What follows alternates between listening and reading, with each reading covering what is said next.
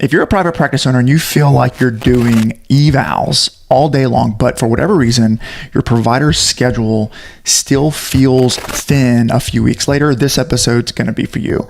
When patients come in less often and perhaps they drop off a little bit too soon, you end up living on a new patient treadmill. You're constantly marketing, you're constantly having churn of your new patients, and clinicians never fully become utilized in your practice. And so today, what I'm going to do is show you the 2 scorecard metrics that will tell you if your providers are actually leading patients through a full plane of care.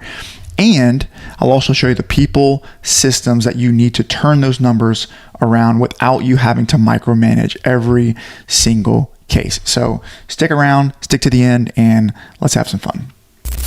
Hey guys, welcome to the show, episode number 7. I'm your host, Adam Robin, physical therapist. And today I'm going to share with you some value. I'm basically going to teach you some data, some metrics to help you carve out more productivity and more control over the success of your private practice. And today's a good one. Today's all about clinician performance because it matters. You know, I remember one time I was working with my first business coach and I was doing all the things. I was doing all of the, I was doing well over the counter. I had the systems in place. I had the metrics, and I was even stepping out of treatment, but we weren't growing. Like we weren't for whatever reason, we just weren't quite hitting our potential. Like we were kind of stuck at the ceiling. And I remember asking my business coach, what the heck's going on? Like, why can't I make this work? And he said, I think your clinicians aren't performing very well. And I was like, what do you mean? And so we dove into how to fix that. But yeah, it was a lesson that I had to learn where driving clinician performance became a real bottleneck for me in my business at that time. And it's also a hard hurdle to get over for a lot of clinicians and practice owners because like you're having to lead doctorate-level professionals. And that's kind of intimidating. That's hard. And there's some mindset issues. There's some systems in place that we have to learn. And so, but I tell you what, if you can do this well and you can start developing a team of clinicians that actually drive performance, a culture of performance, a lot of the heavy lifting will get lifted through kind of the systems that you create. Okay. So let's set the stage. The problem. All right. Guess what? I'm going to show you guys the handy dandy iPad. Why patients are disappearing. All right. Look, I even prepared this for you guys. So here's the thing. You're here, or maybe you're not here, but let's say for fun, let's say you're here. You're having your new patient pipeline is full, right? And you're generally happy. You're kind of 10 out of 10. Your marketing's working. Your new patients are coming in. Patients are referring their friends and family members. Things are happening. Patients are coming in the door. However, the number of visits that you're doing or completing on a week by week basis are not full. It's like, I can't quite get over the hump. Like your volume's not there. Let's say you're 5 out of 10, right? We're just kind of putting some metrics. And you're doing the lead generation. You're like, Adam, I've watched all the YouTube videos. I'm doing the lead generation and it's working. I'm doing all the conversion stuff. Front desk is killing it. They're converting. The arrival rate is even pretty good. But we're still not growing. We're still not doing what we need to do. Why? Right? And so the symptom is you have lots of initial evaluations, but your patients are only coming in once a week or when they can, and they're potentially disappearing after a few visits, and your provider's caseloads are unstable. They're up and down. It's like they'll get full and then they get, they start discharging, and they get full and they start discharging, right? And the impact of that is, there's a few impacts of that. Number one, just from the business perspective, your plan of care POC value is going to be low, right? Your plan of care value will be low, right? If you come in and you're only seeing patients for 3 or 4 visits, your plan of the value of that plan of care is just going to be low in general, right? And you're going to need more new patients just to keep providers full, right? So you have a leak here. So the only thing that you can do is drive up the number of new patients to try to fill up this schedule. But you have a hole in the bucket, all right? And so you're going to be over dependent upon marketing instead of strong fulfillment. There's only one L. Guys, I told you I'm not a good speller. Fulfillment. Okay? You need strong fulfillment systems to drive, to fully capture the value of all of those new patients. All right? And so the root issue is your clinicians aren't performing very well. Maybe you haven't trained them. Maybe they've never been trained. Maybe you haven't developed that culture yet. Maybe you have a team of new grads who are still kind of figuring out how to be a therapist or a clinician, and they just don't know how to perform yet. All right. And so the truth is that clinicians aren't getting buy-in. Okay. Your clinicians aren't getting buy-in with their patients. All right. Number 2, your clinicians,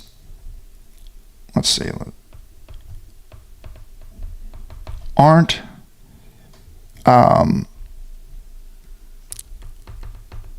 setting clear prescriptions.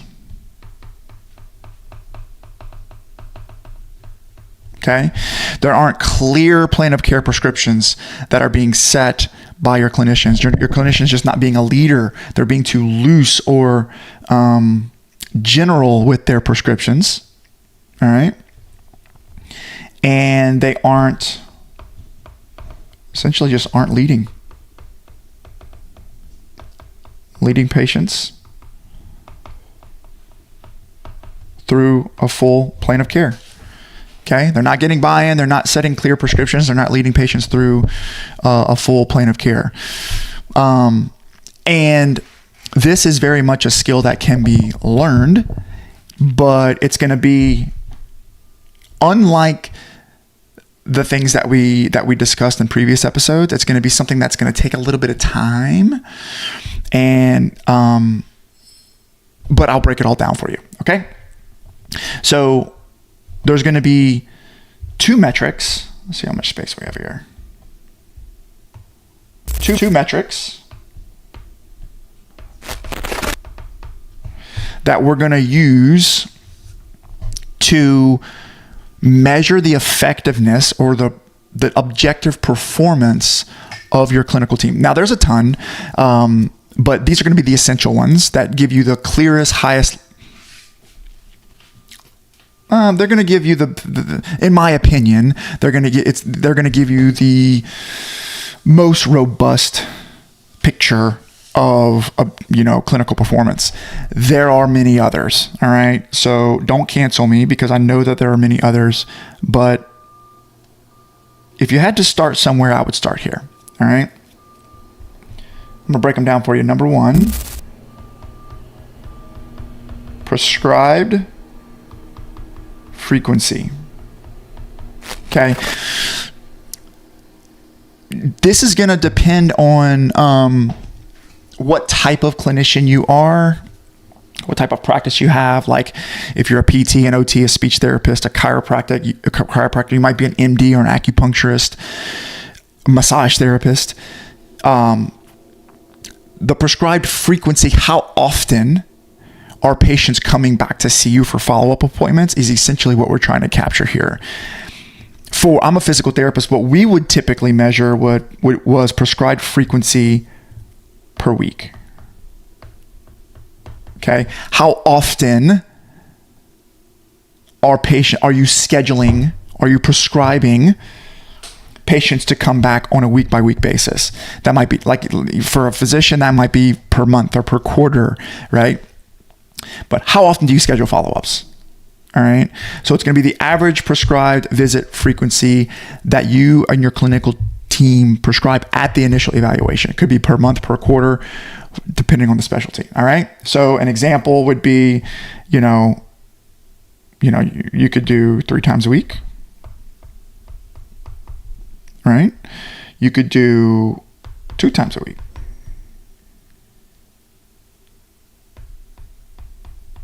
Okay. Let's say, as an example, your clinician A comes in, and there's 2 evals that they see for the week. All right. Let's say this is eval 1, and this is eval 2. Okay. So for an eval, they're going to come in, you're going to spend a full, in our practice, we spend a full hour with them, and you're going to do your SOAP. You're going to go through your enrollment process with your patient, and then you're going to prescribe a plan of care. Let's say for this example, on the first eval, you prescribe 3 times a week. Let's say 3 times a week, for 6 weeks, whatever. And then for eval number 2, let's say they come in and you prescribe 2 times a week. So the metric is going to be your average prescribed is going to equal 3 plus 2 divided by 2, which will equal 2.5 per week. Okay. So for this week, for this clinician, the average prescribed frequency per week was 2.5. All right. So what does this show? Now, obviously, just like with any metric, there's an ethical boundary to this that is important to consider. It's not always more is better. But and that's not what we're promoting here, but what we're promoting is we want to maximize within ethical and clinical reasoning. And typically, healthcare providers, specifically physical therapists and rehab clinicians, we're typically a little soft with our plan of care because we're asking patients to commit a little more, and we're not trying to, we have a hesitation around challenging our patients, which is a whole mindset issue. But typically we want to follow clinical and ethical guidelines to maximize patient frequency within those limits. All right. As long as we're getting whatever drives patient outcomes. Sorry, I had to get something to drink. Okay, so what does this show? What does this really measure? Assuming that we're following those ethical guidelines, right? What it measures is how confidently and clearly clinicians are prescribing the intensity of care that patients actually need. How confidently and clearly clinicians are prescribing the intensity of care that patients actually need, okay? If we lack confidence, if we lack conviction around the value that we bring or the need for patients to actually commit and sacrifice their time, their money, their energy to be in your office, then that number's typically going to drive down, right? We're going to be soft with our prescriptions, right? We might be 2 and 1, and then this number drives down to 1.5, right? You get the picture. All right. So that's prescribed frequency per week. Okay. Metric number 2 is going to be average visits per evaluation. All right. The average number of visits completed per the average number of evaluations that you do, right? So the total completed visits generated from a cluster or cohort of initial evaluations. I'm going to break that down for you guys, okay? So let's show you guys an example here. Here's an example, all right? Let's say for the month of January, so for the month, let's say you as a clinician or the clinician A completes 10 initial evaluations.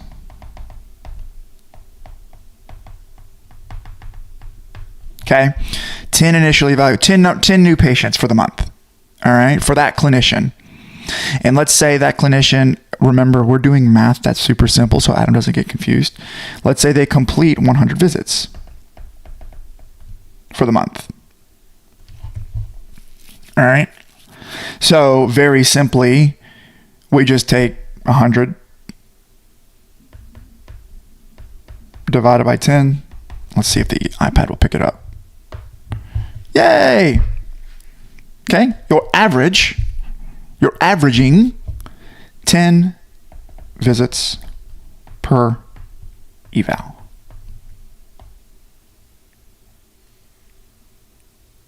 Okay. In my opinion, this is the ultimate metric that measures retention and the health of the practice. The ultimate, because there's a lot of factors that go into this. So there's a lot of factors that go into this, but essentially this is going to measure how effective are you as a clinician at keeping your patients on the schedule and keeping them compliant to their plan of care. All right. Because it's gonna combine the arrival rate, the adherence, and the frequency of prescribed plan of care all within one number. And it basically is going to tell you if patients are staying long enough to actually get results. Right? And again, that's going to be different based on the type of practice that you run, but you can measure it. You can kind of model this out in a way that makes sense for your practice. All right. So when both of these numbers are good, when both numbers are healthy, let's say your average prescribed frequency per week is good and your average visits per eval is good as a practice, then you are going to have predictable plan of care value. Okay, so you'll be able to project plan of care value very, very easily. You'll be able to much more easily keep your clinical team productive. And essentially, you're going to have less pressure on the marketing team, right? Less pressure on having to generate more and more new patients every single month. And that's what you want to do, right? You want to have strong fulfillment. This is the internal sales piece, the internal compliance piece. How well are you keeping your patients engaged and connected to their plan of care? So typically, not all the time, but sometimes, I would say the majority of the time, if you are an independent clinician, let's say you maybe you in a PTA, typically you're the hardest worker, the most productive person. You're really motivated to keep patients on the schedule because it's your business and your livelihood depends on it. So most of the time, the owner who's actually the operator will naturally drive these two metrics up. Not all the time. I have seen situations where there are owners who just have a hard time with the sales piece, but that's less often. Where I see this becoming more of an issue is when you actually start hiring other prescribing evaluators, clinicians, evaluating clinicians onto your team, right? So when you hire your first clinician or your second clinician, and your ability to stay directly connected to plans of care and patient outcomes becomes a little bit more challenging, and you have to lead and train your team on how to do this, which is hard. Okay.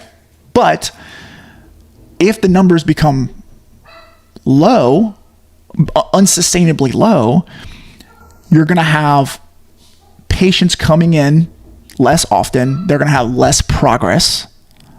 They're going to experience a low perceived value, and then they're eventually going to drop off the schedule. They're going to drop off the schedule at higher rates, right? You'll have fewer visits per evaluation. You'll have lower lifetime value of each patient or of each eval that comes in, and you're going to need more initial evaluations to feed each clinician, which is going to drain you. You're just gonna have to churn them, and it's going to be not an efficient way to scale. Okay. And so you'll end up burning a lot of time and money on marketing instead of actually fixing the people systems inside the practice that helps your clinic scale up. All right.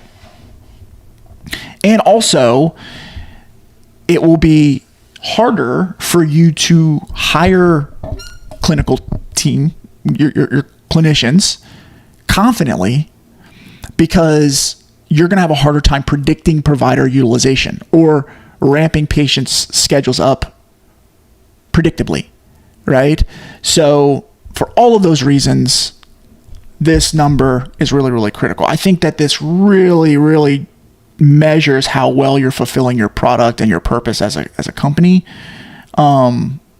So probably worth spending some time on this. Okay.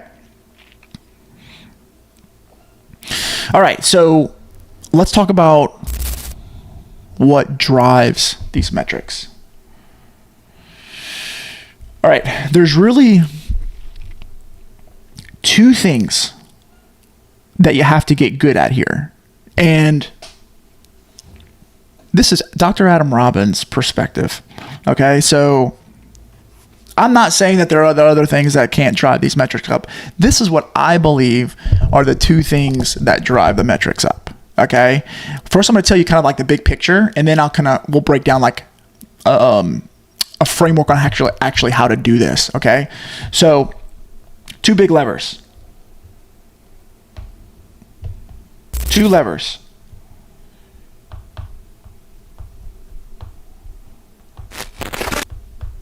Two levers that drive.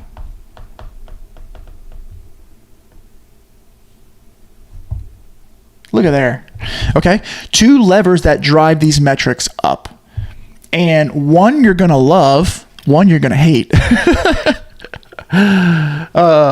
One's usually a little bit easier to do, and because we've been taught how to do it our whole life.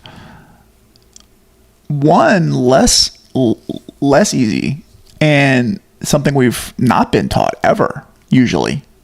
So let's break them down. I'll do the easy one first. Okay. Number one.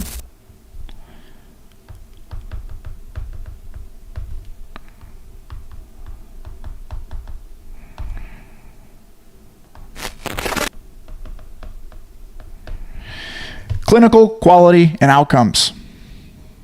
Clinical outcomes. This is what you went to school for. You went to school to become a clinician and to follow evidence-based practice. So it's not surprising that if you're good at what you do clinically, patients are going to recognize it. You're going to help people get more results. And they're typically going to stick around a little bit more often, a little bit more frequently, and these numbers will naturally drive up, right? But you have to ask yourself, are your clinicians actually good at what they do? Do they get consistent, visible results that patients can see and hear and feel? And are the patients leaving testimonials and truly acknowledging improved objective outcomes, right? And are you as the owner investing in your clinical team's growth, or did everybody on your team just kind of plateau after they got a license, right? So this is really this is 50% of what drives retention. But if you're really good at what you do clinically and you systemize that in some capacity, and you systemize the growth and the clinical improvements of your team, then your results will speak for themselves, and you as a team, as a company, will be able to command more authority in the marketplace, which will drive a few things. But number one's going to be belief and conviction, right? Your team's going to actually believe in what you do because they know they're good. The confidence levels are going to rise. They're naturally going to step into a more place of boldness and certainty in themselves, and that will allow them to be stronger leaders and have more confidence as they deliver care. And therefore, your patients are going to lead. Your patients are going to listen. Okay. So, clinical outcomes. Number 2. This is the harder one because, I would argue that this could be potentially one of the biggest challenges in healthcare right now. This is going to be belief. Belief in sales.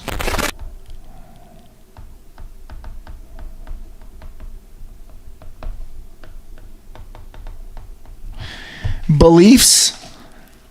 This is harder. Your beliefs and your sales and having a sales and enrollment culture. This right here, sales. That's a scary word, right? Scary, mean word, right? But there's a culture of enrollment that needs to be generated here, a culture of sales that needs to be generated. So do your providers truly believe in the value of your care and your model? Do they truly believe? If you read a sales book, the first thing they're going to tell you is the first person that you sell is yourself, right? You cannot sell people on anything that you are not sold on, right? So like, if I don't believe that I'm actually any good at what I do, or that if I don't believe I'm a physical therapist, if I don't believe in physical therapy, if I don't say like, you know what, everyone should have physical therapy because there's always ways that I can improve somebody's life, I can improve somebody's mobility. I know that if I get in a room with somebody who's interested in improving their mobility, I know without a doubt, I am convicted that I can make an impact in that person's life. I know that I can make an impact in that person's life. I know that. I'm confident in that. I'm sold on that. That conviction will allow me to sell, right? But if I have limited belief in myself, or if I'm not sold on what we actually do, then how can I ever convince or sell somebody or enroll somebody into what I do? It's impossible, okay? And so there's some internal belief work, right? And does your team, kind of the next bullet point is, does your team see sales as leadership and service, or do they see it as gross, right? This is the S word. Okay. Your belief around sales is so critical, guys. Like you see how I'm getting a little excited about this? It's because I'm kind of speaking to my younger self, but there's really 2 ways you can look at this. I had a mentor of mine that said, the only thing that you can bring into an enrollment conversation is your mindset. The only thing you can bring into an enrollment conversation is your mindset. When you go into that initial evaluation room and you're one-on-one with that patient, the only thing that you can bring is your mindset. Okay. And there's 2 mindsets that you can bring. One of 2. Around sales. You can believe that sales is sleazy, sales is manipulative, sales is greedy, sales is all these negative connotations around sales. And it can be, if you allow it to be that, if you want it to be that. Or you could say sales is leadership, sales is enrollment, sales is helping people find possibility, sales is helping people find impact in their life. Right? One is enrollment. Not that I'm trying to even convince anybody of anything, but I'm going to try to help them see possibility, whether it's working with us or not. And the way that I look at that and the belief system that I have around that, how do you feel like that's going to impact your team, the way that they show up for their patients, the way they show up in that initial evaluation room whenever nobody's around? It's going to make a big difference. And therefore, what your patients feel from your place and the way that they comply with your leadership and the leadership of your team and the culture that you have is massively influenced by the belief system and the way that you train your team around sales. I'm going to get off that topic, but you can see that that's how important I think it is. Okay. And then, does your team have scripts and frameworks that they can use to enroll, and have some type of sales conversation with your patients? Frameworks and sales language around, why the frequency is being prescribed, why the duration is being prescribed, and what happens if the patient half commits to that, right? And so the point is, you need both of these. You need both of these so that you can have a product, meaning the delivery of your practice, what you actually deliver, the outcomes that you deliver. The outcomes that you deliver, we can probably all agree that there's actually clinical objective outcomes, but there's also these emotional outcomes that patients experience from your culture and the identity of your practice. Okay. You need both of these to create a product that's worth committing to and a team that can lead patients into that commitment. All right. Super, super important. All right. So here we are. This is what we're going to try to fix together today. And this is what I believe will help you build a stronger team. All right. So I'm going to give you now, I'm going to give you how to do it. There are 5 steps. How to improve these metrics. Okay. There's 5 steps. Let's call it 5 people systems. 5 people systems, meaning I don't have to explain that. 5 people systems that you need to install to do this well. Okay.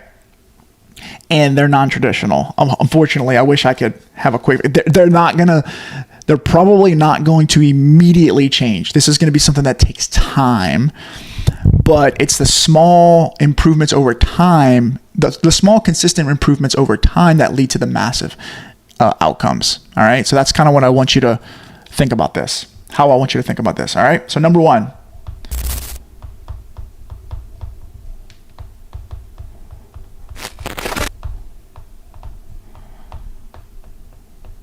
Develop yourself as a leader.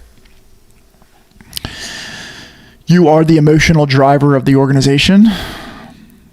Your ability to lead yourself and to build your leadership skills will ultimately, when I say lead yourself, I mean influence yourself. Your ability to control your emotions and to predictably and consistently execute on the behaviors and actions that are in alignment with your goals. That is the thing that will help you build confidence and influence to where you can influence others. Not in a way of like manipulating others, but in a way of like helping them get something better than what they currently have. Right? So this is very much an influence game, not just an SOP game. There's a people component here, and it starts with you. You can't lead others until you lead yourself. Okay? And your clinicians will not sell or lead harder than you actually believe in the model. Okay? So if nobody's going to outbelieve you. Nobody's going to outbelieve you. People will always believe just a little bit less than you. If you're the owner, you're the emotional driver, you're the belief creator. And so if your belief is low, if you're sleeping in and you're getting up late and you're not honoring your commitment, you're operating with low integrity, and you're not being the person that you want to be, that you're really called to be, and you have that low leadership status, then people are going to fall right underneath that. But if you elevate that belief system, people will rise with you. All right. And so your job, this is how I want you to think about this.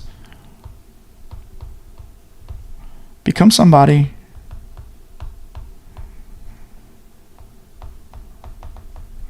worth following.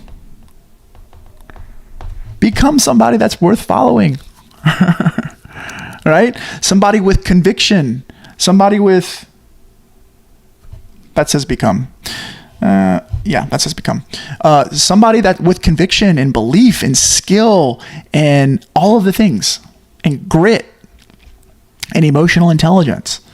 Okay? So how do you do that? Well, there's 3 things you can do. Okay? 3 things.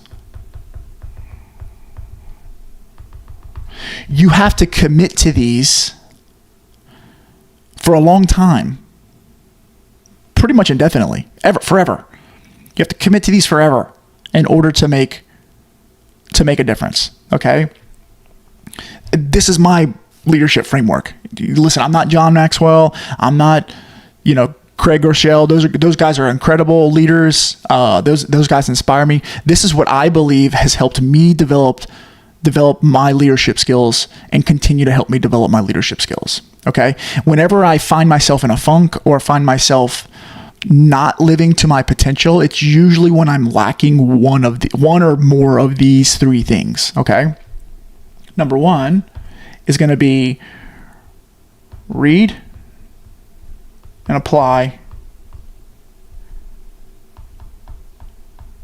leadership books. Okay. And here's the thing. It doesn't have to be books necessarily, but I recommend books.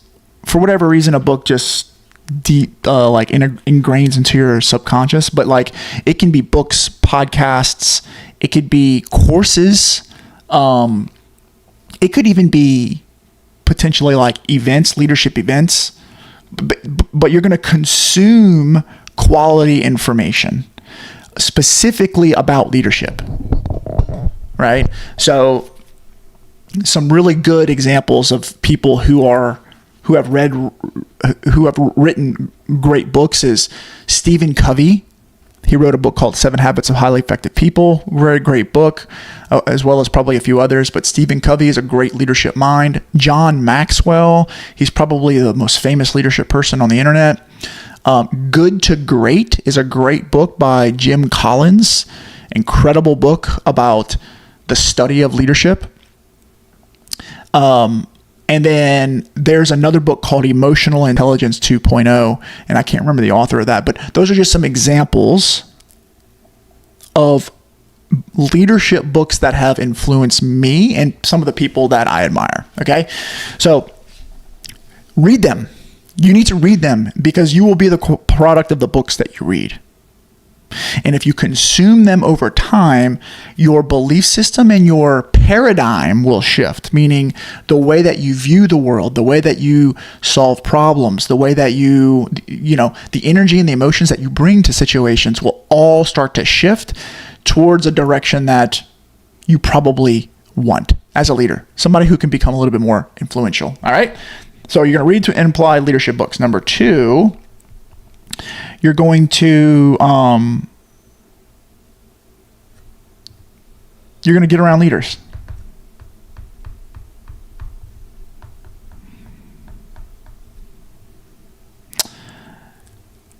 And ideally, who are a few steps? There we go. Who are ahead? We'll call it ahead. All right. So you want to get around leaders who are a few steps ahead of you. The thing about leaders is they are in front. typically, right? They're leading the charge. They're leading the pack. And not from a place of egotistical thinking, but from a place of courage and bravery. They're willing to tackle the unknown at a higher level or at a higher cadence, which typically qualifies them as leaders. But sometimes it's helpful for you to hang around or associate yourself with people who are a little bit ahead of you so that they can kind of tell you what's coming. They can prepare your behaviors. They can prepare your habits. They can prepare your thinking in such a way that will help you speed up the process. All right. So you want to join masterminds, have some strong mentors, right? You know, hire a business coach, hire a leadership coach, hire an executive coach. You know, you want to get around other owners who are a little bit further down the process, further down the journey, who can help you see what they see, who can help you see the possibility that is in front of you, so that you can align your actions and behaviors and your beliefs to it over time. It will speed up your development as a leader. Okay, so you will be the product of the books that you read and the people that you hang out with. Show me your friends and I'll show you your future. All right. So you have to plug into that. You have to commit to that, developing the habit of reading every day and associating with other influential people every day. All right. And then number 3, which is the hard part, you got to do uncomfortable stuff. Do uncomfortable stuff. Do hard things. The number one way to build wisdom is to do hard things. The number one way to develop courage is to become somebody who has survived hard things. All right. So you want to do the uncomfortable leadership repetitions, like having the hard conversations with your team, setting clear standards with your team, providing real feedback to other people on your team, even clinicians, even senior clinicians. All right. But if you commit to these 3 things, you know, if you can develop a habit, a routine, a system of development where you're reading every day, you're hanging around with other people every day that can inspire you, and you're committing to doing hard things regularly, you will grow as a person, as a leader. All right. I probably sat there a little bit too long, but I sat there for a reason. That's how you develop. That's how, in my opinion, that's how you develop yourself as a leader. Okay. Let's go to number 2.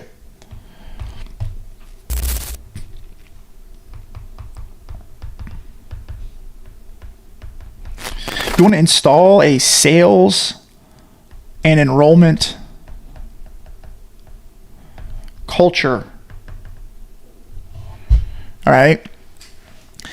Now that you've developed the personal development to build conviction and courage and all of the things, now you can share with your team. You can develop a sales and enrollment culture, a leadership culture, a culture of influence.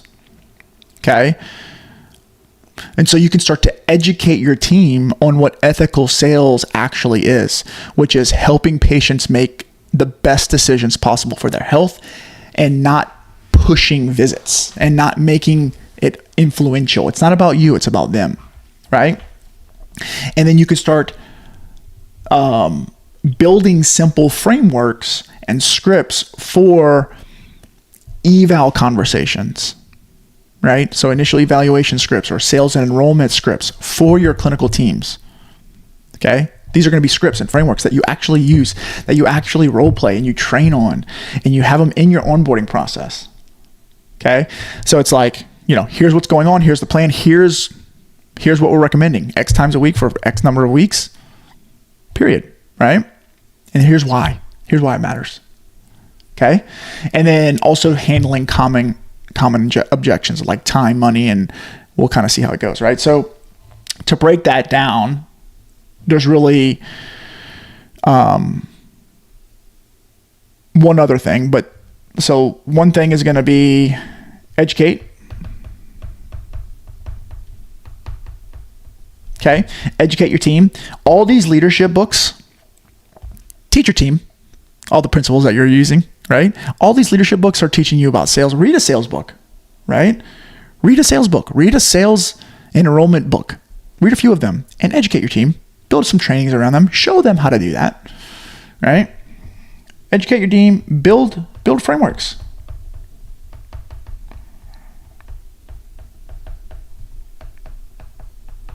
Okay.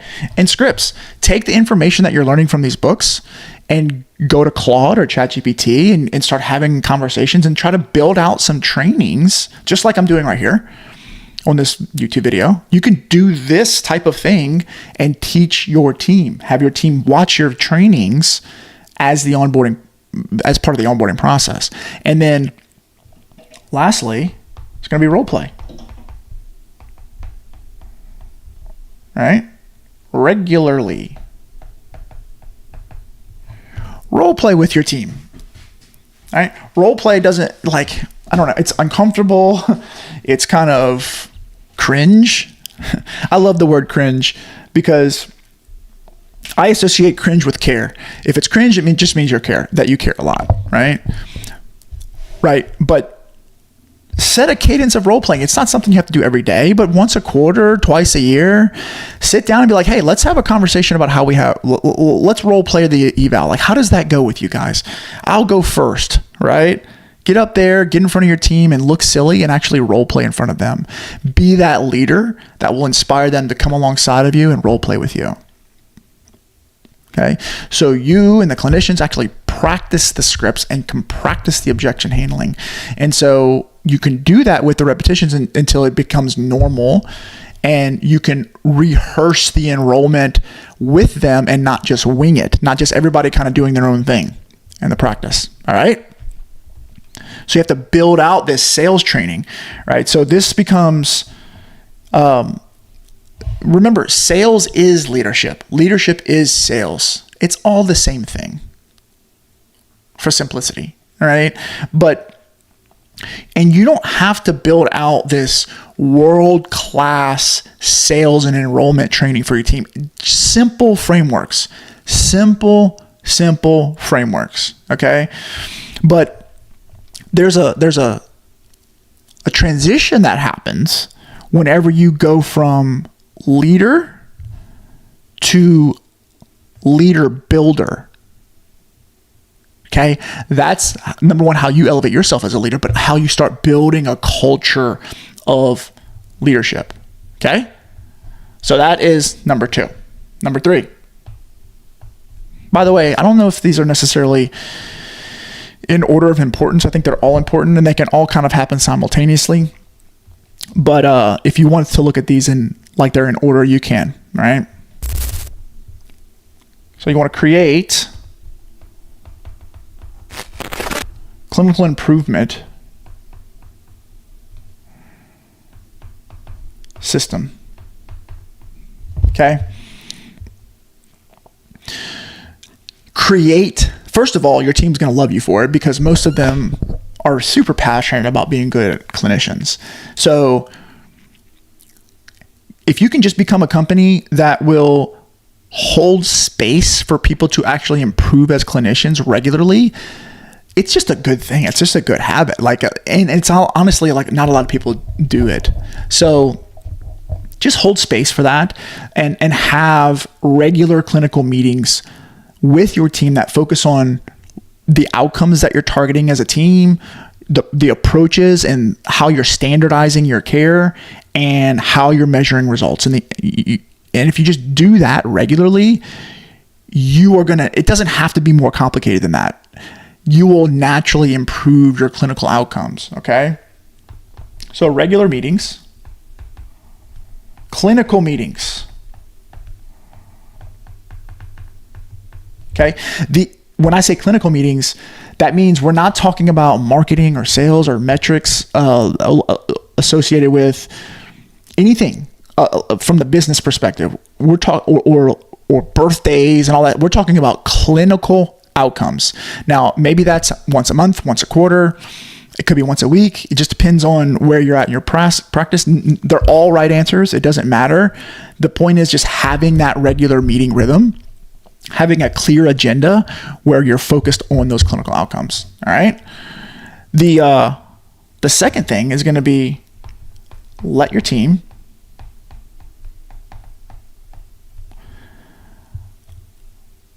design and refine the clinical approach that you are adopting in your practice. Get your team involved and help them have ownership of that, right? Obviously, if you're the owner and you're in high clinical standards is something that's really important to you, then you may want to keep your finger on the pulse and have final say or have pieces of that can't be flexible.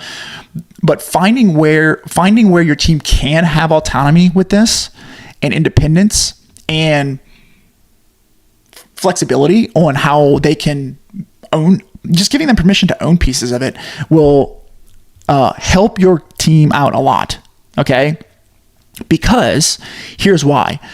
Not only will you have great clinical care, but when your team helps build the product, when they actually put energy and they put effort and they put thought behind improving the clinical delivery of the practice, they will naturally become more excited and convicted around standing behind it and prescribing it with much more confidence because they're excited, because they built it, right? It's like, if I just spend all this energy making this thing so good and like really developing it and so much that I believe in it, it's going to naturally improve my mindset in the way that I show up for my patients.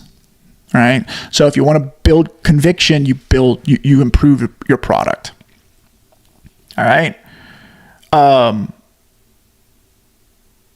So the whole point of that is that clinical excellence and sales support each other and will ultimately lead to better results and make enrollment easier for you and your company and your team. Okay. So that's your clinical improvement system. All right. Number 4. This is the same thing on every episode, but what gets measured improves and what gets measured and reported improves exponentially. Okay. So you want to measure, report, and compare data. Okay. I recommend tracking these 2 metrics company-wide or clinic-wide and also measuring it per clinician so that you can start defining your top performers versus your people who maybe need a little bit more of your support. Okay. So track per clinic, and per provider. Okay. Really, really important there. So you want to track your average frequency per week or per month or per quarter, depending on your practice, and your average visits per eval probably once a month for each of your clinicians and for your practice. Okay. The second thing is make it visible. Okay.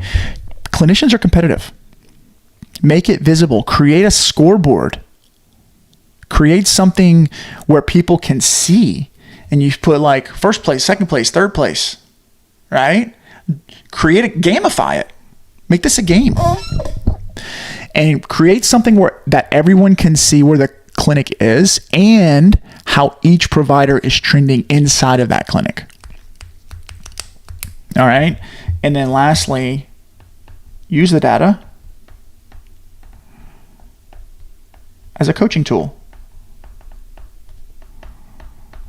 All right. So your data is not a hammer to beat your team over the head with. Okay. Your data is not there to say, hey team, you suck. Your data is there to coach your team. Okay? So identify the top performers and start to ask questions around what they're doing, what their approach is, and try to reproduce more of what they're doing. In addition, those high performers can help you mentor some of the people who aren't performing as well yet. All right, and that's totally fine. And then you can start to actually use real data to drive your training and not just see more visits, right? Just get busier, right? Real data, and you can tie these metrics to annual raises, performance bonuses. There's a lot of ways that you can do that with your clinical team. All right. So make it a coaching tool and have fun with it. And then last thing, this is the kicker. This is the cherry on top. All right. 5, you want to tie the metrics back to patient outcomes. Okay? So you want to constantly connect, show how higher, more appropriate frequencies and durations lead to better outcomes and align with the company mission, vision, and values.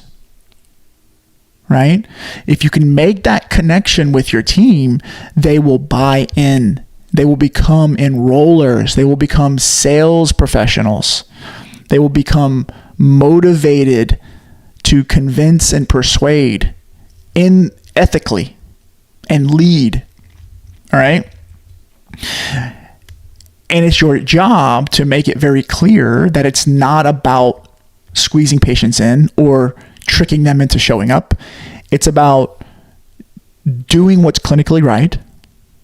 It's about leading your patients through the whole process and making sure that they're fully enrolled. And it's about not abandoning your patients halfway because nobody had the courage to recommend the full plan of care, right? Or letting hard conversations or inconveniences stop you from actually challenging and leading your patients the way that you should. All right. And then lastly, you can reinforce wins.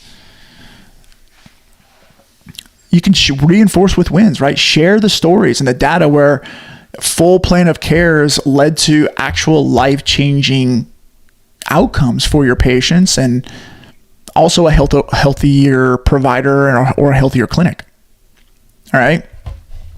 And so if you can do those 5 things, and you can see how those 5 things are going to take time. You have to develop as a leader. You have to read and consume. You have to enroll and sell. You have to sell your team on that vision. But if you can do that over time, it might take 6 months, 12 months, 24 months. You will continue to level up your leadership over time. All right.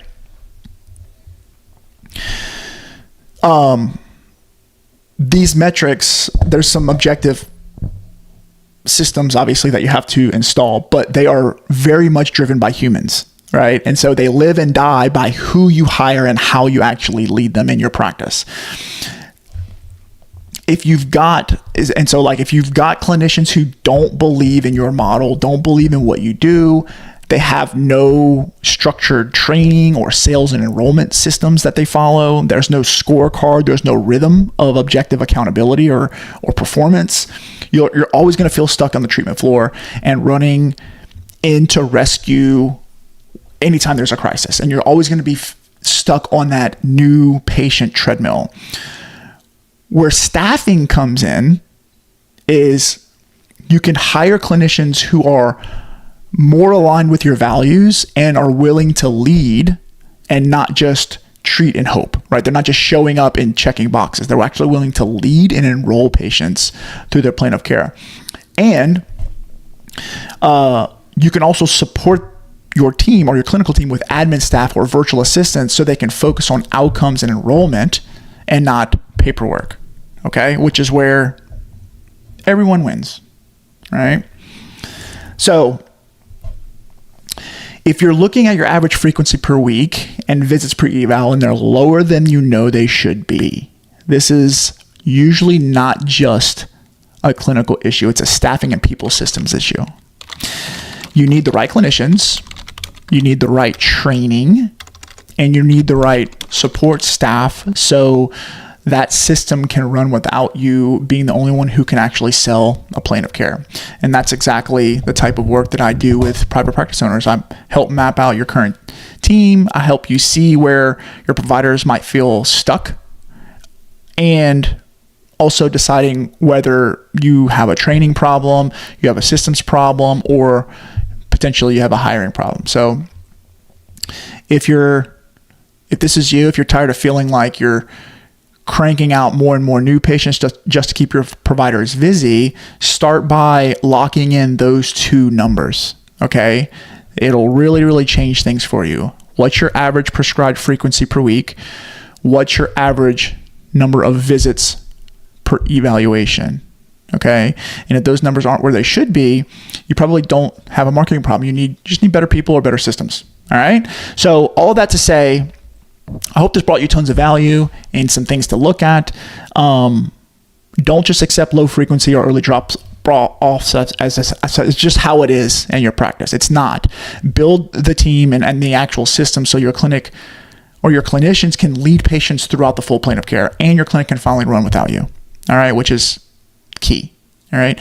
All that to say, don't make the mistake that everyone makes and watch this entire video and do nothing. Pick one. Go become a better leader. Go start reading some leadership books. If you have any questions, reach out to me. I'd love to help you win. God bless. I'll see you on the next one.